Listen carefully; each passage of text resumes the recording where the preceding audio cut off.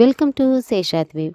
Cook with Comali நிகழ்ச்சியில இருந்து மணிமேகலை விலகிட்டாங்க. சேனலோட ஆஸ்தான தொகுப்பாளினியான பிரியங்கா மீது பகிங்கர குற்றச்சாட்டு வச்சிருந்தாங்க. இதுக்கு அடுத்து மணிமேகலைக்கு விஜய் டிவில வாய்ப்பு கிடைக்குமா அப்படின்றது பெரிய சந்தேகமா தான் இருக்கு. சீசன் ஆரம்பிச்சு கடந்த சில மாதங்களாகவே மணிமேகலை தொகுப்பாளினியாகவும், பிரியங்கா போட்டியாளராகவும் நம்ம கண்களுக்கு சாதாரணமா தான் தெரிஞ்சிட்டு இருந்தாங்க. ஆனா இவங்களுக்குள்ள உட்கட்சி பூசல்கள் நடந்தது. மணிமேகலை பேட்டி சொன்னதுலேருந்து தான் நமக்கே தெரியும். அவங்க வாயை திறந்த பிறகு தான் நமக்கு தெரிய வந்துச்சு. மணிமேகலை சனிக்கிழமை இரவு தான் அந்த நிகழ்ச்சியிலிருந்து விலகிவிட்டதா தன்னோட யூடியூப் சேனல், ஃபேஸ்புக் போன்றவற்றிலலாம் ஷேர் பண்ணியிருந்தாங்க.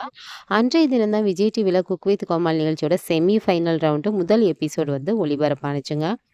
இதில தான் பார்த்தோம்னா நம்ம கவனிக்க வேண்டிய விஷயம் இருக்கு. என்ன அப்படின்னு பார்த்தீங்கன்னா, இதுல வழக்கம் போல நிகழ்ச்சிய ஆரம்பிச்சது மணிமேகலை மற்றும் ரக்ஷன் 2 பேரும் தான்.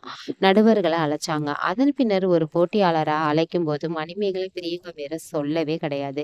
ரக்ஷன் தான் பிரியங்காவ அழைச்சாங்க. பிரியங்காவோட மணிமேகலை எந்த வார்த்தையுமே பேச கிடையாது. அதன் பின்னர் திடீரென ரக்ஷன் இனி மணிமேகலை இந்த நிகழ்ச்சியில தொடர மாட்டாங்க அப்படின்னு சொன்னாங்க. மீடியாவுக்கு பழக்கப்பட்ட செஃப் தாமு எதுவுமே நடக்காதது போல முகபாவனைய வச்சிருந்தாரு. இதெல்லாம் பழக்கப்படாத மாதம்பட்டி ரங்கராஜோட முகத்துல திகில் அப்படி தெரிஞ்சுச்சுங்க.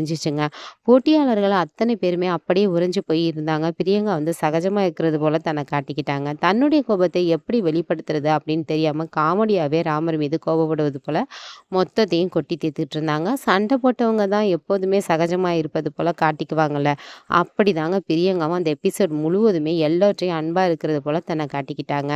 எதையுமே அவங்க வெளிப்படுத்தல. உண்மையிலேயே மணிமேகலை இப்படிதான் மக்கள் முன்பு தன்னை பத்தி சொல்லுவாரு அப்படின்னு பிரியங்கா அப்போது எதிர்பார்த்திருக்கிறது வாய்ப்பே கிடையாதுங்க. இருவருக்கும் இப்படி ஒரு பிரச்சனை நடந்துகிட்டு இருக்கிறது சேனல் கவனிக்காம விட்டது தான் இவ்வளவு பெரிய பிரச்சனைக்குமே காரணம் அப்படின்னு எல்லாம் பேசிட்டு இருக்காங்க.